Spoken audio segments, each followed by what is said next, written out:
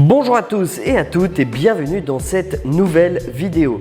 Ici David Jobard et aujourd'hui nous allons parler de quelque chose dont je reçois beaucoup de messages qui est la LTV. Ok, qu'est-ce que c'est cette fameuse LTV? C'est quelque chose qu'on me demande régulièrement. On me dit mais David, ok, moi j'ai un client, il m'achète pour 20 €, voilà, donc il me rapporte autant. On me parle de LTV, qu'est-ce que c'est la LTV? En quoi ça joue? Sur quoi ça influe? Rassurez-vous, je vais répondre à toutes ces questions dans cette vidéo. Si toutefois les sujets liés à l'entrepreneuriat, le marketing digital sont des sujets qui vous intéressent, alors je vous encourage à vous abonner à ma chaîne YouTube dès maintenant. Allez, c'est parti! Alors, qu'est-ce que la LTV? La LTV signifie Lifetime Value. Soit en français, la valeur à vie. Donc souvent, on parle également de CLTV, Consumer Lifetime Value, qui est la valeur à vie d'un client. Cette valeur à vie est tout simplement non pas sur un achat one shot, ça peut être le cas si certains de vos clients ne vous achètent qu'un seul produit, mais surtout ça va être le cas quand vos clients achètent plusieurs produits sur votre boutique ou plusieurs infoproduits ou peu importe ce que vous vendez au final, ça s'applique à tous les business. Voici un exemple concret pour vous imaginer au mieux et pour que vous compreniez au mieux comment se calcule la LTV. Donc nous avons pris Clara, Paul et Pierre qui vont chacun acheter sur votre site ou dans votre entreprise un produit, un service, peu importe, et nous allons calculer leur LTV. Tout d'abord, quelle est la formule de la LTV? Alors il faut prendre le CA moyen sur un mois, multiplié par 12 mois et multiplié par le nombre d'années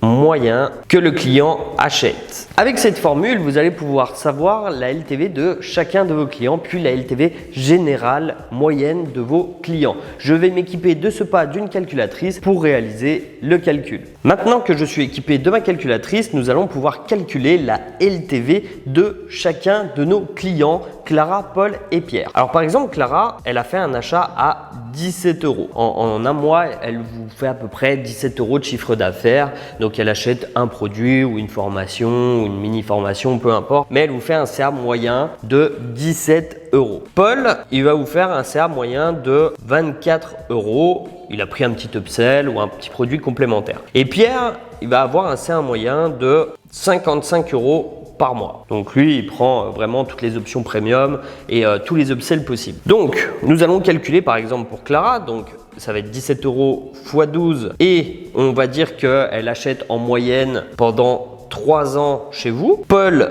donc par 12 mois multiplié par, il va rester 2 ans chez vous. Et Pierre par 12 mois et il va rester une seule année chez vous. On va du coup calculer la valeur de chacun de ces clients et voir lequel au final vous rapporte le plus. Alors Clara, donc 17 x 12 x 3, sa LTV est donc de 612. Paul, 24 x 12 x 2, 576 et Pierre 55 x 12 x 1, donc 660. Au final, qu'est-ce qu'on peut en déduire? Eh bien, Clara est plus intéressante pour vous en termes de rentabilité que Paul. Clara vaut plus que Paul, alors qu'au premier abord, Clara vous rapporte moins que Paul. Clara, elle donne en moyenne un CA de 17 € par mois en moyenne, alors que Paul, lui, il est à 24 € par mois. Donc, on pourrait se dire effectivement, sur une rentabilité immédiate, il est plus intéressant d'avoir des clients comme Paul que d'avoir des clients comme Clara. Sauf que Clara, elle reste plus longtemps que Paul. Elle reste plus longtemps cliente. Donc au final, elle a une valeur client qui vous rapporte plus que Paul. Et elle égalise presque Pierre qui lui reste que 1 an avec quand même un CA de 55 € par mois. Elle équivaut presque à celui de Pierre. Dans tous les cas, Clara vous rapporte plus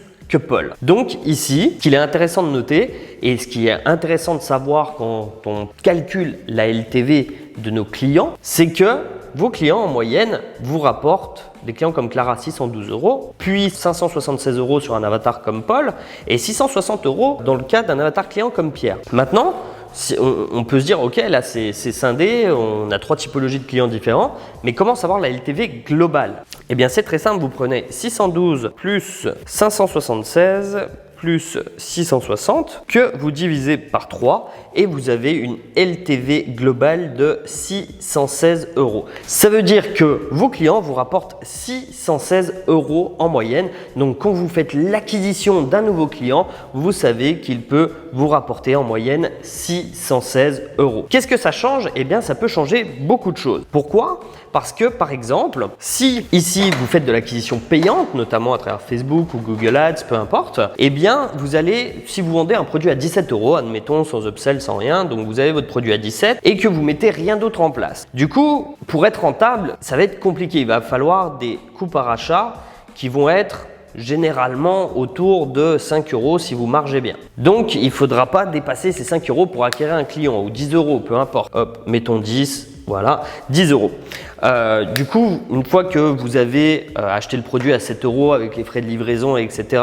et il vous reste 10 €, vous avez droit à 10 € maximum pour acquérir un client. Et du coup, ça peut être assez compliqué. Par contre, quand on sait jouer avec la LTV et qu'on a toutes ces données, parce que ça, c'est des données qu'on acquiert au fil du temps, et qu'on sait qu'un client nous rapporte 616 € en moyenne, du coup, on peut se permettre de payer peut-être 50 € pour acquérir un client. C'est un chiffre au hasard. Mais du coup, on peut se permettre de les mettre pour avoir un client qui rapporte 616 € en moyenne. Donc voilà pourquoi il est important de comprendre et de calculer sa LTV.